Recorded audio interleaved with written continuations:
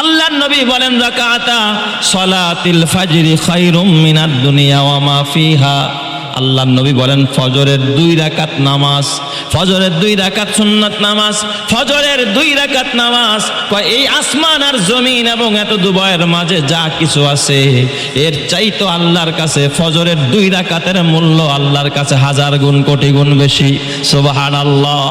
অথচ আমরা সুন্নত নামাজ কোনো কেয়ার করি না। জুমার দিন ফরজ নামাজ শেষ হয়ে গেছে, মুসল্লি কয়েক ভাগে বিভক্ত হয়। কিছু আছে সালাম ফিরাইতে দেরি, ভাগতে আছে, এরা দোয়াও করে না। এরা কি করে না? দোয়াও করে না, দোয়াও শামিল হয় না। এরা সুন্নত নামাজ পড়ে না। আবার কিছু মুসল্লি আছে দোয়া করে যায় নামাজটা কান্দে নিয়ে তারপরে ভাগে সুন্নত পড়ে না। কয় মক্কায় দেখছি হাজিরা নামাজ সুন্নত নামাজের আগেই তোয়াফ আরম্ভ করে দেয়। ও যুবক ভাই, তোর হাতে পায়ে ধরা বলা যায় না না না, কাবার চত্বর এমন একটা জায়গা 24 ঘন্টা যেই জায়গার মধ্যে তোয়াফ করা হয়, ফরজ তোয়াফ করে হাজিরা। বলেন তো আপনাদের কাছে আমি জানতে চাই ফরজের গুরুত্ব বেশি না সুন্নত আর নফলের গুরুত্ব বেশি? ফরজের গুরুত্ব বেশি। ওই জায়গায় যদি আপনি দাঁড়ায় সুন্নত পড়তে থাকেন, আপনি যদি 10টা মিনিট হাজিদের জন্য মাতাবটাকে আটকায় রাখেন, তাহলে হাজিরা ফরজ আদায় করতে পারবে না। এমন না যে এরাই আসছে এরাই চলে যাবে আর খালি হয়ে যাবে না। একদল আসতেছে একদল যাইতেছে, কিয়ামত পর্যন্ত কাবা এইভাবে বিজি থাকবে। একটা সেকেন্ডের জন্য কাবা খালি হয় না। রাত্র 3টায় যাবেন তখনও ভিড়, রাত্র 2টায় যাবেন তখনও ভিড়। আপনি মনে করবেন গভীর রাতে যাই কাবার চত্বরে গিয়া একটু মন ভরা তোয়াফ করে নামাজ পড়ে যায়, দেখবেন তখনও কদম ফেলা যায় না, এত মানুষের ভিড়। আল্লাহ তাআলা এই জায়গাটাকে এমন ভাবে কবুল করেছেন, আল্লাহ তাআলা এত দামি করেছেন। আল্লাহ তাআলার কোরআন সাক্ষী দেয় ওয়ামান দাখালাহু কানা আমিনা।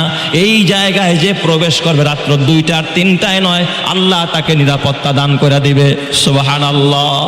তো এই জন্য সেখানে যদি আপনি সুন্নাত আর নফল পড়তে থাকেন, ফরজ আদায় করতে পারবে না, বাধা হয়ে দাঁড়াবে, তোয়াফ করতে পারবে না। তোয়াফ তো ফরজ, তোয়াফ করতে পারবে না। কারণ যারা উমরার নিয়তেও যায় প্রথম তাদের তোয়াফটাও ফরজ হয়ে যায়। এই জন্য খবরদার, এ আমার বাবা ওইটা কোনো দলিল না।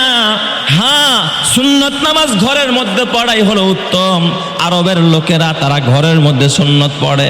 অনেক প্রবাসী ভাই আছে তারা দেখা আসে, আরে এরা তো সুন্নত পড়ে না, এই জন্য আমরাও পড়ি না। না বাবা, সুন্নত হলো নবীজি ঘরের মধ্যে পড়তেন, এই জন্য অনেক মানুষ ঘরের মধ্যে পড়ে। আপনার ঘরে তো ওই পরিবেশ নাই, আপনার ঘরে আছে টেলিভিশন, আপনার ঘরে আছে এ বাবা গান বাজনা, আপনার ঘরে নামাজের পরিবেশ নাই।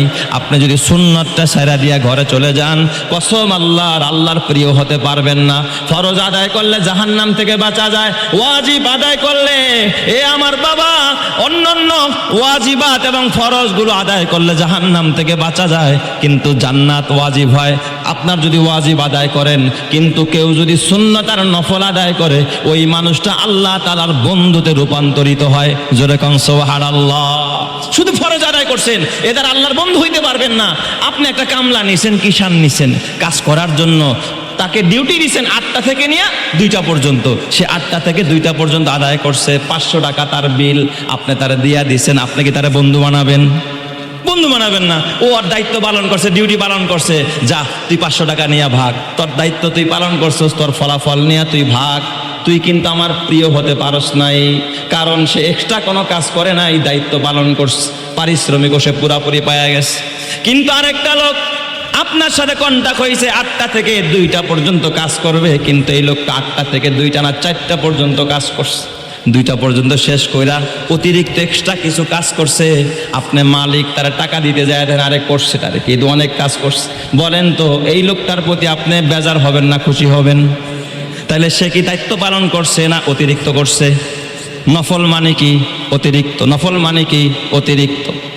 সে তো অতিরিক্ত ডিউটি করেছে, অতিরিক্ত আদায় করার কারণে এখন আপনি চিন্তা করলেন ভাই আগামীকাল আমার লোকের দরকার নাই, হয়তো আগামী সপ্তাহে একটা লোক আমার কাজের জন্য দরকার, কিন্তু আপনার মতো লোক আমি খুঁজি। ভাই নাম্বারটা দিয়ে যান, কন্ট্যাক্ট নাম্বারটা দিয়ে যান।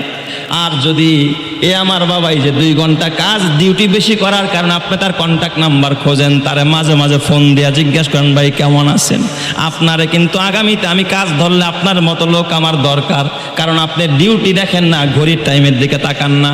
আর যদি কোনো শ্রমিক 8টা বাজে যায় ঘড়ি দেখা, আর যদি 2টা বাজার 1 মিনিট আগেই কয় মহাজন তাড়াতাড়ি টাকাটা দেন, আর 1 মিনিট পর আর থাকবো না, আমার হাত চলবে না, আমার কোনো কাজ চলবে না, তাহলে সে মহব্বত পাবে না, বরং সে দায়িত্ব পালন করলো পারিশ্রমিকটুকু পাবে, ভালোবাসা পাবে না, মহব্বত পাবে না। ডিউটির চাইতে বেশি যখন আদায় করে তখন মালিকের ভালোবাসা পায়। আল্লাহ তাআলা বলে গোলাম 5 ওয়াক্ত নামাজ আমি ফরজ করলাম, ওয়াজিবগুলো আদায় করলি বান্দা, আমার জন্য ওভার টাইম দিলি না, আমার ভালোবাসা আমার ঘরে বৈশা রলি না, সুন্নাতটাও পড়লি না, নফলটাও পড়লি না, কোথার থেকে আমার ভালোবাসা আসবে? বান্দারে ফরজ আর ওয়াজিবের সাথে সাথে কোনো বান্দা যদি কোনো গোলাম যদি সুন্নতের নফল নামাজগুলো লাগাতার আদায় করতে পারে, কিয়ামতের ময়দানে আল্লাহ ডাক দিয়া বলবো ফেরেশতা আমার বান্দার আমল নামা ওজন দিয়া দেখ, নেকের পাল্লা ভারী হয় না হালকা হয়? বলবে আল্লাহ হালকা হয়ে গেছে, ফরজ নামাজের মধ্যে ত্রুটি হয়ে গেছে, অমুক ওয়াক্তের মধ্যে 2 রাকাত নামাজ নাই, 4 রাকাত নামাজ নাই। আল্লাহ কয় দেখ নফলের ভান্ডারটা খুলে দেখ, সুন্নতের ভান্ডারটা খুলে দেখ, তার অন্য কোনো আমল আছে কিনা? কয় হ্যাঁ আল্লাহ নফল আছে, সুন্নত আছে। আল্লাহ কয় এখান থেকে নিয়ে ওটাকে পুরা করে দে। আমার বান্দা ডিউটির চাইতে বেশি আদায় করেছে, আমি ওর প্রতি খুশি হয়ে গেছি, আমি আল্লাহ এই কারণে ওরে ক্ষমা করে জান্নাতের ফয়সালা করে দিছি। যেরকম সুবহানাল্লাহ বলেন তো আমার আল্লাহ দিবে কি দিবে না? এই জন্য আমার বাবা খবরদার, সুন্নাত ছাড়া যাবে না। আল্লাহর নবীর কথা মিথ্যা নয়, রাকাআতা সালাতিল ফজরি খায়রুম মিনাদ দুনিয়া ওয়া মা ফিহা। সুন্নত নামাজ 2 রাকাত ফজরের সুন্নত নামাজ, এটা আসমান এবং জমিন এবং এত দুবাইয়ের মাঝে যা কিছু আছে তার চাইতে উত্তম। যেরকম সুবহানাল্লাহ। অথচ এই নামাজটাই আমাদের সমাজের মানুষের কাছে সবচাইতে অবহেলিত। কয় সুন্নত নামাজ তো দূরের কথা হুজুর, ফরজই তো পড়ি না। উঠে বেলা 8টায়, ওঠে 10টায়, ঘুম ভাঙে না। অথচ কসম আল্লাহ, আমি গত 2 দিন আগে ফজরের নামাজের সময় যখন বাসায় উঠছি, দেখি চিল্লা পাল্লার আওয়াজ, ভয় আতঙ্কে উঠে গেছি। হঠাৎ দেখি বাহির থেকে আওয়াজ, বাঁশির আওয়াজ আসছে। কিরে? তো জিজ্ঞাসা করলাম বিবিকে, কয়েক মনে হয় খেলা দেখতেছে, খেলার কোনো গোল টোল হয়েছে এই জন্য আওয়াজ দিতেছে। কসম আল্লাহর, রাত্র 4টা বাজে তুমি টেলিভিশনের সামনে বৈশা বৈশা গোল দেখলা, খেলা দেখলা, অথচ মালিক তোমার ডাকতেছে আলা মিন মুস্তাগফিরিন ফাগফির আলা। আসলে গুনাহগার আমার কাছে ক্ষমা চা, আমি ক্ষমার দুয়ার খুলে দিছি। আলা মিন মুস্তারজিকিন ফারজুকালা। আসলে রিজিকের অভাবী, আমি আল্লাহ রিজিকের ভান্ডার খুইলা বৈশা রইছি, রিজিক দেওয়ার জন্য রিজিক চা। কিন্তু ওই দুয়ারে না গিয়া টিভির দুয়ারে গিয়া বৈশা রইছো, খেলোয়াড়দের দুয়ারে গিয়া বৈশা রইছো। কপালটা পুড়ে গেছে, নসিব খারাপ হয়ে গেছে। কিছু কপাল পোড়া মানুষ আছে, প্রজেক্টরের ব্যবস্থা করে দেয়, কয় এখানে 10,000 খরচ করছে। এই তুই 10,000 খরচ করে প্রজেক্টরের ব্যবস্থা করলি, চা খাওয়ায়, আবার চাও খাওয়াইতেছে। কত বড় দরদি মানুষ, কত বড় দয়ালু মানুষ। আল্লাহ কব কিয়ামতের ময়দানে আয় আয়, তুই খেলা দেখার জন্য চা খরচ করলি, প্রজেক্টরের ব্যবস্থা করলি, ফ্যানের ব্যবস্থা করলি, চেয়ারের ব্যবস্থা করলি, অথচ নামাজের জন্য ডাকলি না, নামাজের কথা বললি না, নিজেও পড়লি না, তোর বন্ধু বান্ধবরেও পড়ালি না। তখন জাহান্নাম ছাড়া কিন্তু কোনো গতি থাকবে না। কথা ঠিক কিনা? এই জন্য আল্লাহ তাআলার কোরআন সাক্ষী দেখ, ওয়াসিকাল্লাযীনা কাফারু ইলা জাহান্নামা যুমারা। কাফেরদেরকে কিয়ামতের ময়দানে, বেনামাজিদেরকে যখন জাহান্নামের গেটে নিয়ে যাওয়া হবে, জাহান্নামের গেটে যখন বেনামাজিরা, কাফের মুশরিক বেঈমানেরা, নাস্তিকেরা, মুরতাদেরা, যারা আল্লাহ মানতো না, কোরআন মানতো না, হাদিস মানতো না, বেঈমানদেরকে যখন জাহান্নামের গেটে নিয়ে আসা হবে, ওয়াসিফাল্লাযীনা কাফারু ইলা জাহান্নামা যুমারা হাত্তা ইযা জাউহা ওয়া ফুতিহাত আবওয়াবুহা। জাহান্নামের গেটে আনার পরে যখন জাহান্নামের দারোয়ানেরা জাহান্নামের দরজাগুলো খুলে দেওয়া হবে, জাহান্নামের দরজাগুলো খুলে দেওয়া হবে, ফুতিহাত আবওয়াবুহা। ওয়া ক্বালা লাহুম খাজানাতুহা, তখন ওই দারোয়ানরা বলবে এই আসামিদেরকে দেখা, এই বেনামাজিদেরকে দেখা বলবে ওয়া ক্বালা লাহুম খাজানাতুহা আলাম ইয়াতিকুম রুসুলুম মিনকুম ইয়াতলুনা আলাইকুম আয়াতি রাব্বিকুম, আরে তোদের কাছে কি আল্লাহর পক্ষ থেকে কোনো দূত আসে নাই, কোনো রসুল আসে নাই, কোনো আলেম আসে নাই, কোনো খতিব কি জুমার মেম্বারে বসে তোদেরকে সতর্ক করে নাই? কোনোদিন কি ফজরের নামাজের গুরুত্ব তোদেরকে বলে নাই? কোনোদিন কি আল্লাহর ঘরের প্রতি আহ্বান করে নাই? কোনোদিন কি সুন্নত নামাজ পড়ার প্রতি ইমাম সাহেব কি তোরে সতর্ক করে নাই? আলাম ইয়াতিকুম রুসুলুম মিনকুম ইয়াতলুনা আলাইকুম আয়াতি রাব্বিকুম, সে কি আল্লাহর কোরআন পুরা পুরা তাদেরকে শোনায় নাই? তাদেরকে কি ভয় দেখায় নাই? ওয়ায়ুনদিরুনাকুম লিকা ইয়াউমিকুম হাযা, এই দিন যে আল্লাহর সাথে মোলাকাত করতে হবে, জাহান্নামে যেতে হবে, আল্লাহর সামনে দাঁড়াইতে হবে, হিসাব দিতে হবে, এই ব্যাপারে কি মসজিদের মেম্বার থেকে খতিব সাহেব তাদেরকে সতর্ক করে নাই? ওয়ায়ুনদিরুনাকুম লিকা ইয়াউমিকুম হাযা, তখন ওরা কেঁদে দিবে, ওরা চিৎকার মারতে থাকবে, আত্মচিৎকার করতে করতে ওরা ডাক দিয়া বলবে কাল ইয়াউমিকুম হাযা ক্বালু বালা, হা হা হা, আমাদেরকে তো খতিব সাহেব বারবার সতর্ক করছিল কিন্তু কেয়ার করি নাই, মূল্য দেই নাই, মনে করি হুজুররাই কথা বলে। ক্বালু বালা ওয়ালাকিন হাক্কাত কালিমাতুল আযাবি আলাল কাফিরিন, কিন্তু আল্লাহর পক্ষ থেকে আমরা যারা বেনামাজি ছিলাম, যারা কাফের ছিলাম, বিধর্মী ছিলাম, আমাদের জন্য আল্লাহ তাআলা আযাবকে অবধারিত করে দিছে। আল্লাহ তুমি আমাদের সবাইকে হেফাজত করো, জোরে কান আমিন, আরো জোরে বলেন আমিন। এই জন্য মা হাফসা বলেন আল্লাহর নবী 4 আমল কখনো ছাড়ে নাই। 1 নম্বর হলো আশুরার রোজা, 2 নম্বর আল্লাহর নবী কখনো ছাড়েন নাই জিল 13, 14, 15 এই রোজাগুলো আল্লাহর নবী ছাড়ে নাই। আর 4th নম্বর আমল হলো আল্লাহর নবী ফজরের 2 রাকাত সুন্নত নামাজ কখনো ছাড়ে নাই, কখনো কাজা করে নাই।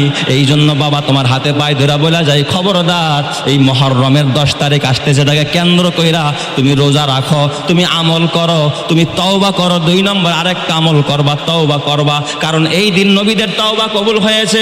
এই দিন আল্লাহ তাআলা নবীর আল্লাহর কাছে যা চেয়েছে, আশুরার দিন আল্লাহর কাছে তাই পেয়েছে। তুমি কেন তাজিয়ার মিছিল বের করো? তুমি কেন নাচানাচি করো, ঢোল তবলা বাজাও, কেন গান বাজনা করো, কেন তুমি এই দিন বিভিন্ন খানার ইন্তজামে তুমি ব্যস্ত থাকো? কসম আল্লাহর, এইগুলো করা জায়েজ নাই, এইগুলো করা বিদআত, এইগুলো করা শিরক, এইগুলো করা হলো ইসলাম বিরোধী কাজ, কোরআন হাত সুন্নাহ বিরোধী কাজ, এইগুলো আমরা করব না। ওই দিন আমরা তওবা করব, ওই দিন রোজা রাখবো, আর ওই দিন আমরা বেশি বেশি করে আল্লাহর কাছে পানা চাবো। আমরা যদি আল্লাহর কাছে পানা চাই, আল্লাহর কাছে ক্ষমা চাই, যেই দিন আল্লাহ তাআলা হাজারো পয়গম্বরের দোয়া কবুল করেছেন, আদম সফিউল্লাহর দোয়া কবুল হয়েছে, সেটাও ছিল আশুরার 10 তারিখ, মুহররমের 10 তারিখ।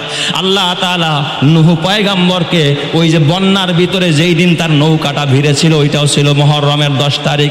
এ আমার বাবা, এই দিন আল্লাহ তাআলা হযরতে ইউনূস পয়গম্বর মাছের পেটের ভিতরে আল্লাহ তাআলা এই বাবা পাহাড়ের পাশে নদীর ধারে আল্লাহ তাআলা যেই দিন মাছের পেট থেকে ইউনূস পয়গম্বরকে গলৎকরণ করেছিল, বের করে দিয়েছিল, ওই দিনটা ছিল আশুরার দিন। অতএব এই দিন এতগুলো বিপদ থেকে যদি পয়গম্বররা মুক্তি পাইতে পারে, আল্লাহর কাছে তুমিও মুক্তি চাও, তুমিও তওবা করো, রোজা রাখো, এরপরে তওবা করো, আল্লাহকে বলো আল্লাহ গোটা বছরটা যেন ভালো যায়, প্রথম মাসেই আমি তওবা করলাম আল্লাহ, বাকি 11টা মাস যেন আমার ভালো যায়। আমার আল্লাহ তাআলা তোমাকেও ক্ষমা করে পয়গম্বরদের মতো আল্লাহ তাআলা তোমাদের মর্যাদা বাড়ায় জান্নাতের মেহমান করে দিবে। সবাই বলি আমিন। আল্লাহ আমাদের সকলকে তৌফিক দান করুক, সকলেই বলি আমিন। ওয়া আখিরি দাওয়ানা আলহামদুলিল্লাহি রাব্বিল আলামিন। যারা সুন্নত পড়ি নাই, সুন্নত নামাজ পড়ে নেই।